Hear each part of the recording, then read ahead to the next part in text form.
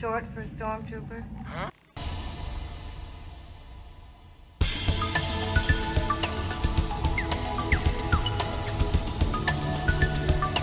What's up, my friends? It is Stormy, of course, and welcome back to another episode of the Imperial Cantina. So as you guys can probably tell, it's kind of dark right now in here, and that's because we are preparing for a snowstorm right now on the East Coast. We've got a massive snowstorm headed this way.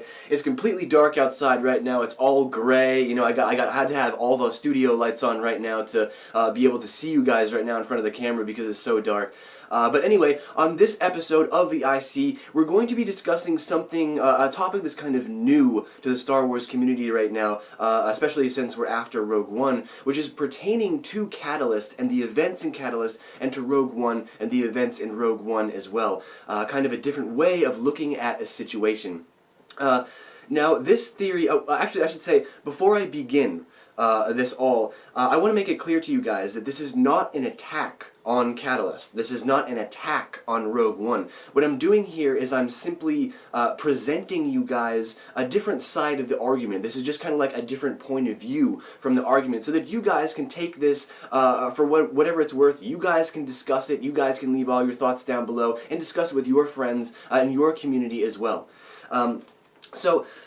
Let's get started here on this very, very interesting topic. And this has to do with the with Galen Erso's purposeful design of the exhaust port on the Death Star. Now, this topic was originally brought up by Max Landis. If you guys don't know who Max Landis is, he's a writer, he's a director, producer, an actor, a comic book writer as well. He's written Chronicle, he wrote American Ultra, he wrote Victor Frankenstein. He also has a channel on YouTube called Up to My Knees, which I'm definitely subscribed to. I love to listen to him talk about the entertainment industry. He's such an intelligent person, very motivating for people like myself who are writers to listen to draw a lot of inspiration from, and get a lot of ideas from, and get slapped across the face a couple of times, because, you know, he gives a lot of reality checks on that channel. And like I said, he talks very intelligently about the entertainment industry and about the dynamics of being a creator in the industry. And he brought up this topic here, where in this video he was discussing how basically there's not really a lot of flaws with Rogue One. There really isn't. You know, we can sit here, we can discuss character development, we can say that, you know, things could have been done differently, whatever. You know, there are minor little flaws with Rogue One.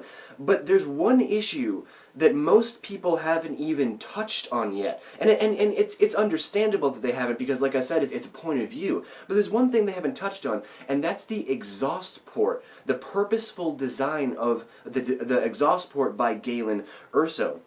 Because our history, our Star Wars history, has actually changed quite a bit because of the events that happened in Rogue One and Catalyst as well. Our timeline not our timeline of events, but our understanding of events has been kind of altered because of that. It changes Luke's history, and it changes the Empire's history as well. So let me explain all this for you guys. Let me kind of like lay this all out, lay the dynamics all out for you guys, so you can understand where this point of view comes from, where this problem kind of originates from. So when we watch Episode 4, right, every time before Rogue One, we have always known two things about the movie, right? The first is the Empire. What makes the Empire so great is that they are tyrants. They are bloodthirsty. They are power-driven, and they are headed by this man, Palpatine, who is so exceedingly excited about being evil, and about death, and about destruction, and about his domination of the galaxy. You know, the Empire is about mass destruction and mass genocide and super weapons, and, you know, all of that stuff. Their domination of the galaxy. The whole idea with the Empire is that they were too big to fail. You see what I mean? The Empire was so wrapped up in what they were doing. They were so wrapped up in all of their evilness and all of their domination and all of their power that they screwed up. And they made this little tiny mistake on the Death Star. This one little tiny mistake, right? And then the rebels discovered this, and they exploited it. right? That's how the rebels, that's the cunningness of the rebels. They found this little flaw and they said, that's what we gotta hit, that's what we gotta exploit, that's the death of the Death Star right there. That's the rebels, that's the mind of the rebels right there, right?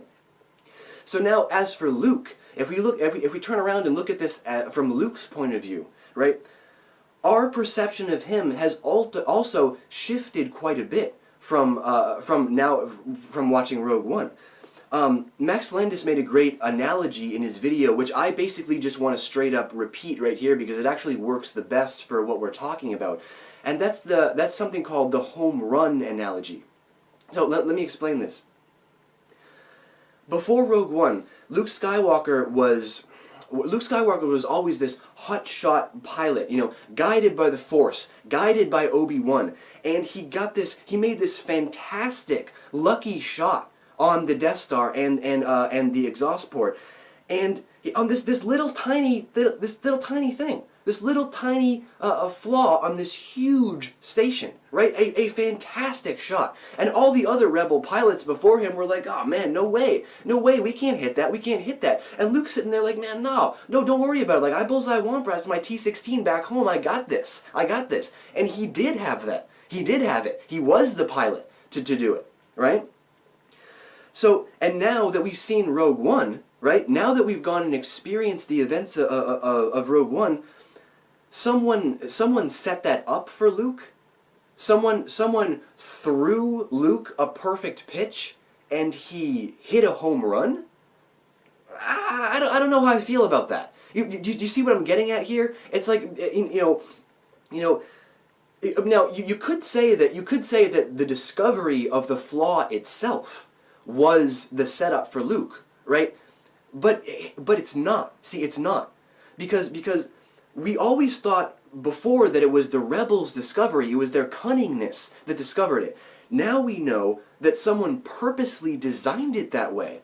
So it's kind of like not only does it take away from Luke Skywalker, but it takes away from the rebels as well. It takes away from their abilities. It takes away from their cunning minds. They're really I mean to discover something like that on a station so massive. I mean that takes intelligence. You know what I'm saying? And now we're kind of taking that back away from the rebels again. You see what I'm saying? So it's like you shift the point of view a little bit, and all of a sudden it almost kind of ruins certain aspects of A New Hope. Maybe. Because the whole idea behind this whole discussion is that this is up for discussion. The entire there is no right or wrong answer to this argument. This is completely up for you guys to discuss, for me to discuss, for the community to discuss, and for us to decide like what's kind of like going on here. Which point of view do we want to take? How do we want to perceive Rogue One? How do we want to perceive Episode 4? And the two sides of the argument here are, do you agree with everything that I'm saying in this video? Does it take the magic away for you, right?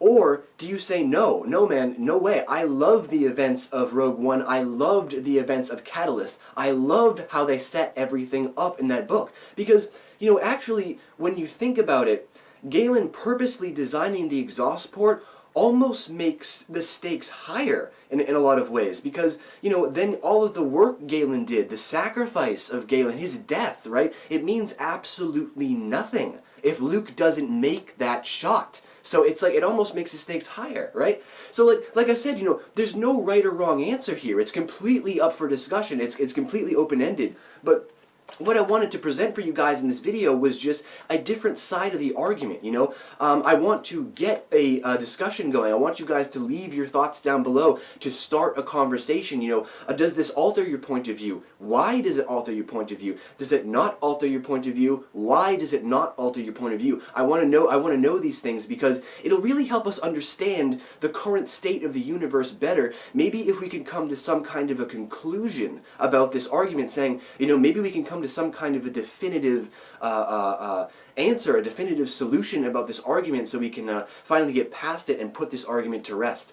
But as I said, it's completely up to you guys. Go ahead and leave all of your thoughts and opinions down below in the Great White Void. Tell me all about this argument and why or why not you think that way, because this discussion is going to help us understand so much more about events going into this new trilogy and into this new timeline, and everything really pertaining to the most important Star Wars movie ever, Episode 4, and how we really shouldn't be. There's a case to be made about how we really shouldn't be altering that much, that close to the original trilogy. There's another point to take into consideration.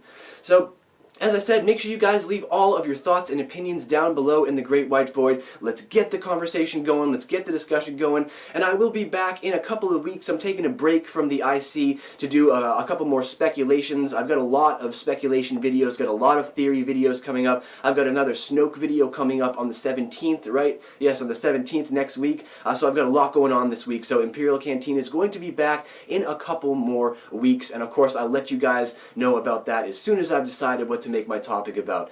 But yeah, as always guys, leave your thoughts down below, let me hear what you guys have to say, and as always, until next we meet, stay in the galaxy far, far away.